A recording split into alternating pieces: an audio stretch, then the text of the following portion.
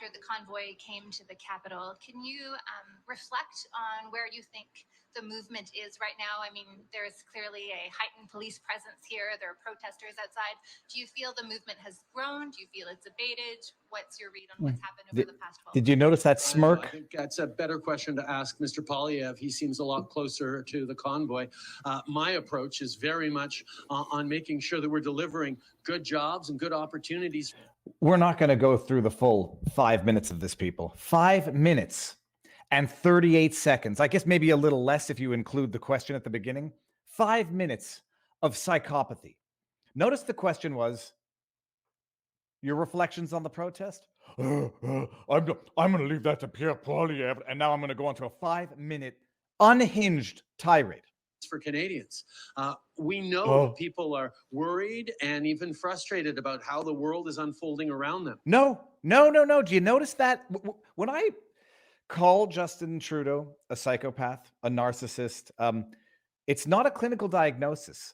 It's an observational opinion.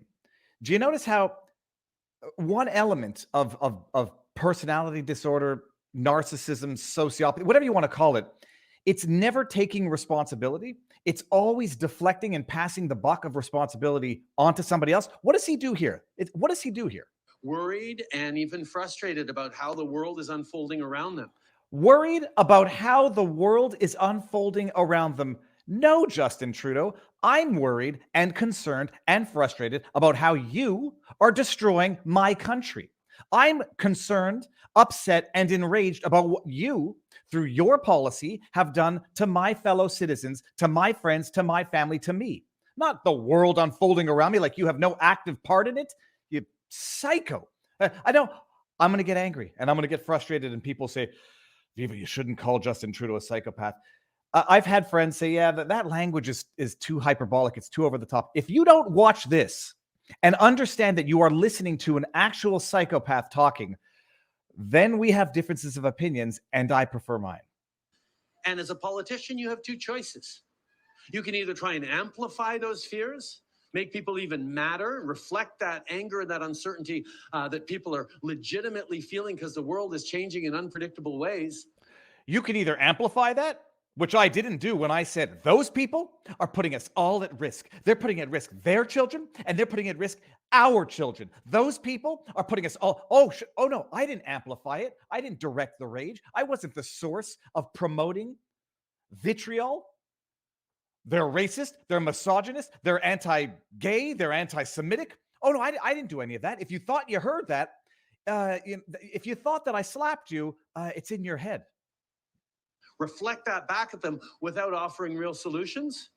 Or you can choose to buckle down and deliver on the kinds of things that are going to make people feel confident in their own future, in their kids' future, in their community's future, in their jobs. In their jobs. Make people feel confident and secure in their future and their jobs, while we fire people for medical decisions based on policy that I, as Prime Minister, I can't go the entire way on this. I listened to it. It's gaslighting. It's someone who has been abusing you, saying, no, that bruise, you had that bruise before. And by the way, notice the way his voice also changes. It's getting lower. He's like, he gets more guttural, and he's using catchphrases. What was the catchphrase? Oh, it doesn't matter. We'll get it again because he repeats the same catchphrases. Choices you have to make as a leader. Oh, yeah. Quite frankly, when I did it for you, it's choices I had to make as a leader. You think I like doing this to you? I mean, it is abuse, mutatis mutandis. You think I like doing it? You made me hurt you. If you had just gotten the damn shot, none of this would have had to happen to you. Mr. Poilievre's best solution to inflation is to buy cryptocurrency.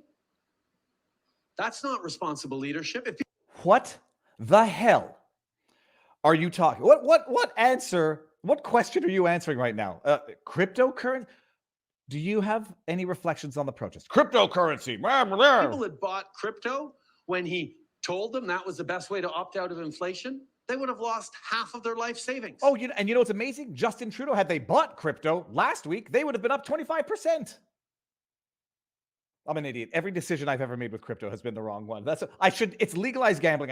I'm not touching it. I'm done. My investments are with a professional, not with a compulsive idiot like myself. Oh, if they had bought crypto when he said it, they'd be down 50%. Well, if they bought crypto last week, they'd be up 25%. So it depends on the time frame you want to make your statement, Trudeau. That's how it works. That's not a solution. What we're talking about here, Here. rolling up our sleeves, doing the Pulling hard up our work, sleeves. investing. Pulling up our sleeves, doing the hard work, locking you down, firing you, penalizing you. It's for your own good. Good jobs on assembly lines like this one that are building the products that not just Canadians want, but the world wants. Doing it with cleaner energy, doing it in an environmentally responsible way, and putting workers and communities at the center of what they do. Oh, yeah. Listen, there are always going to be politicians out there who try to, exploit legitimate anger and concerns that people have. Can you believe that he's making this statement, expecting us to understand that he's not talking about himself? He's trying to convince us that he is not one of those politicians that exploited legitimate grievances that we have. Out there who try to, exploit legitimate anger and concerns that people have. Try to exploit the legitimate anger that people have. Like when he said those people are putting us all at risk, when he said those people can't get on planes and trains in a country that's 4,000 kilometers coast to coast, when he basically said people should be penalized, discriminated against, shunned. They shouldn't be tolerated. How do we tolerate these people? Oh, and he's going to lecture us about the politicians who exploit anger? But that's not the way to get something built. I can't do it. Okay, I can't do it. That we've done enough.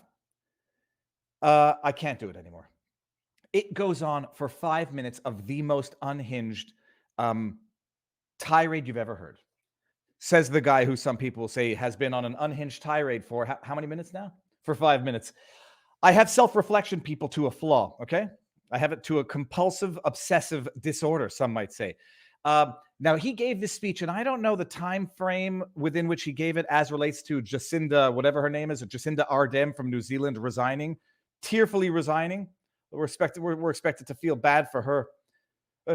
I don't know when he gave it in respect of that, but I would have great difficulty believing that Trudeau did not know that Jacinda Ardern was about to resign or had already done it. And so maybe I'm reading a little too much into it, but I'm reading absolute despair. I'm reading absolute loss of control. He knows the gig is up, and the tides are turning, and people are not putting up with this horse poop anymore. I'm self-censoring because I don't want to swear, because it doesn't make me feel good when I swear, and sometimes it doesn't make people in the crowd feel good. I don't know if he knew that Jacinda Ardern had already resigned, and I suspect even if she hadn't already, he knew it was coming, because they all know it's coming now. They know they've gone too far for too long, and there's no going back. There's no walking this back at this point. They've caused harm to nations, to societies, to communities, and to people, to individuals. The people the government's there to protect you when it's not abusing you.